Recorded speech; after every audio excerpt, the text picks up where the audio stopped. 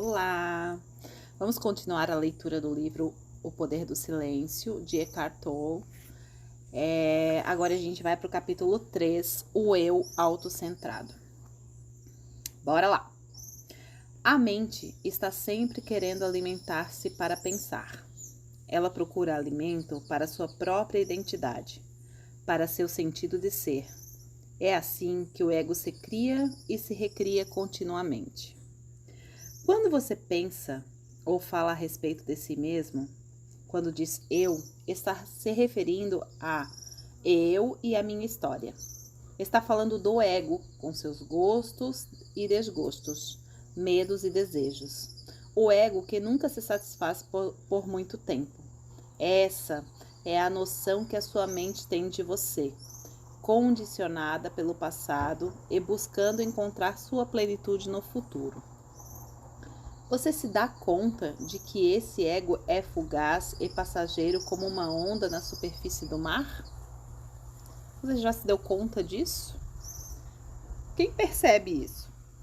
Quem compreende que sua forma física e psicológica é passageira? É o eu sou. Esse é o eu mais profundo, que não tem nada a ver com o passado e o futuro. Uau! O que restará de todos os medos e desejos associados aos problemas de sua vida e que diariamente exigem o máximo de sua atenção? Restará apenas seu nome gravado na lápide da sua sepultura e as datas ligando seu nascimento à sua morte. Para o eu autocentrado, para o ego, esse é um pensamento deprimente. Para o que você é, essencialmente, é libertador. Quando cada pensamento absorve toda a sua atenção, isso mostra que você se identifica com a voz que está dentro da sua cabeça. O pensamento se confunde então com o sentido do eu. Esse é o eu criado pela mente, o que chamamos de ego. Esse ego construído pela mente se sente totalmente incompleto e precário. Por isso, o medo e o desejo são as emoções e forças dominantes motivadoras desse ego. Respirando, galera. Quando você se dá conta de que existe uma voz na sua cabeça que pretende ser você e não para de falar, percebe que, de forma inconsciente, você vem se identificando com a corrente do pensamento. Quando percebe a existência dessa voz, você compreende que não é essa voz, mas a pessoa que a percebe. Ter liberdade é saber que você é a consciência por trás dessa voz. O ego está sempre buscando. Busca sem cessar isso ou aquilo para se sentir mais completo. Isso explica porque ele se preocupa compulsivamente com o futuro. Ao perceber que está vivendo para o momento seguinte, você descobre que começou a abandonar o padrão da mente autocentrada. Torna-se então possível escolher concentrar toda a sua atenção no momento presente. Ao concentrar toda a atenção no momento presente, uma inteligência muito superior à da mente autocentrada entra em sua vida. Ao viver através do ego, você faz do momento presente apenas um meio para atingir um fim. Você vive em função do futuro. Mas, quando atinge seus objetivos, eles não o satisfazem, ou não o satisfazem por muito tempo. Nossa, quantas vezes, em nossa vida nós nos damos conta disso, que em pouco tempo aquela satisfação vai embora, Quando a gente compra alguma coisa nova, quando a gente faz alguma coisa diferente e que vem aquela satisfação momentânea, Mas ela vai embora rápido. Continuando. Quando você se dá mais atenção ao que está fazendo do que ao resultado que quer alcançar com a sua ação, rompe o velho condicionamento autocentrado. Sua ação presente se torna não só muito mais eficaz, como infinitamente mais satisfatória e gratificante.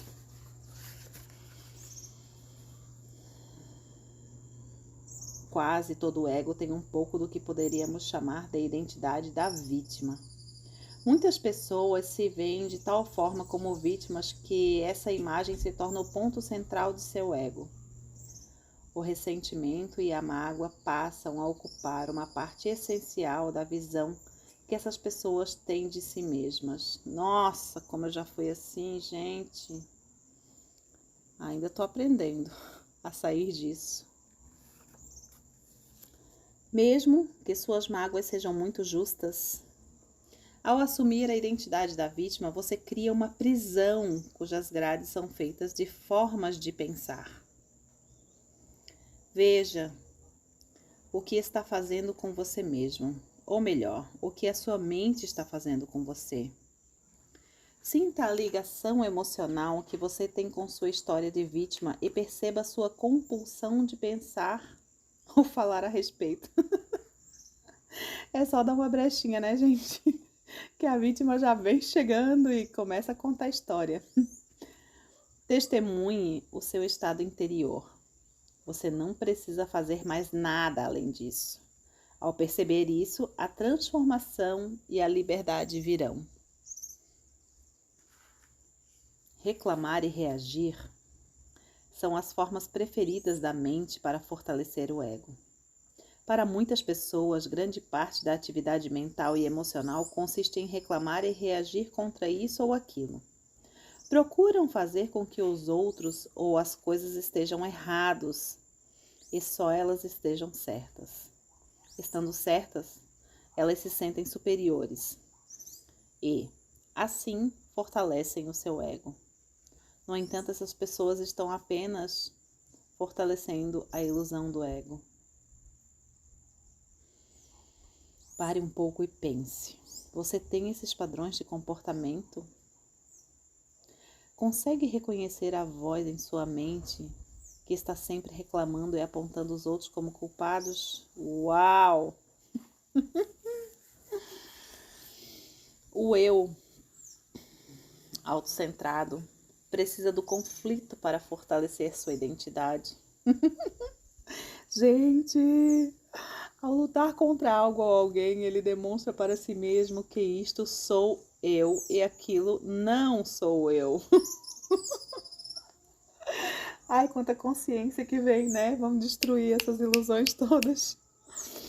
É comum que países, tribos e religiões procurem fortalecer sua sensação de identidade coletiva, colocando-se em oposição aos seus inimigos. Quem seriam os crentes se não existissem os que não creem?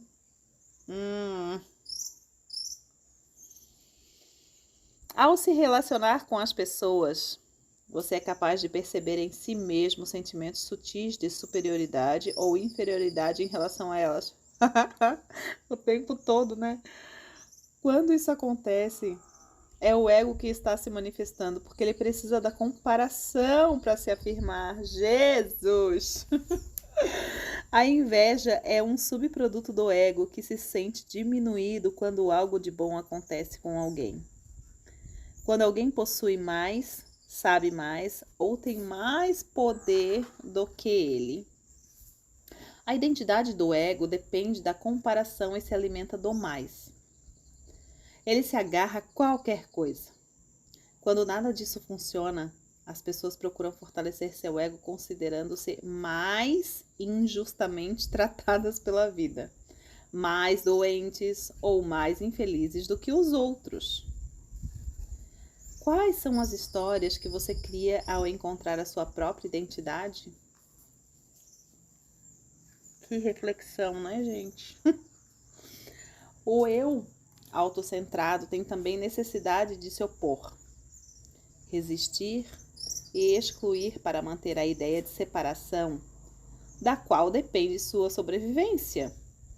Assim, ele coloca eu contra os outros e nós contra eles. O ego precisa estar em conflito com alguém ou com alguma coisa. Isso explica porque, apesar de você querer paz, alegria e amor, não consegue suportar a paz, a alegria e o amor por muito tempo. Você diz que quer ser feliz, mas está viciado em ser infeliz. A sua infelicidade não vem dos fatos da sua vida, mas do condicionamento da sua mente. Você se sente culpado por algo que fez ou deixou de fazer no passado? Uma coisa é certa: você agiu de acordo com o nível de consciência ou de inconsciência que tinha na época. Se você estivesse mais alerta, mais consciente, teria agido de outra maneira. A culpa é outra forma que o ego tem para criar uma identidade. Para o ego, não importa que essa identidade seja negativa ou positiva. O que você fez ou deixou de fazer foi uma manifestação de inconsciência que é natural da condição humana. Mas o ego personifica a situação e diz: eu fiz tal coisa. E assim cria uma imagem de si mesmo como ruim, falho e insuficiente. A história mostra que os seres humanos cometeram inúmeros atos violentos, cruéis ou prejudiciais contra os outros e continuam a cometê-los. Será que todos os seres humanos devem ser condenados? Será que são todos culpados? Ou será que esses atos são apenas expressões de inconsciência, um estágio no processo de evolução do qual estamos nos libertando? As palavras de Cristo, perdoai-os, Senhor, pois eles não sabem o que fazem, podem ser usadas em relação a você. Se você estabelece objetivos autocentrados na sua busca de libertação e de autovalorização, mesmo que os atinja, eles não irão satisfazê-lo. Estabeleça objetivos, sabendo, porém, que o mais importante não é atingi-los. Quando alguma coisa inesperada acontece, fica demonstrado que o momento presente, o agora, não é apenas um meio para atingir um fim. Cada momento do processo é importante em si. Busque seu objetivo valorizando cada passo da caminhada. Só assim você não se deixará dominar pela consciência autocentrada. Ai, ai, que loucura. Disse o mestre budista, quando lhe pediram para explicar o sentido mais profundo do budismo. Sem o ego, não há problema. Ai, ai, ai, ai, ai, ai, ai. Então, capítulo 3 finalizado.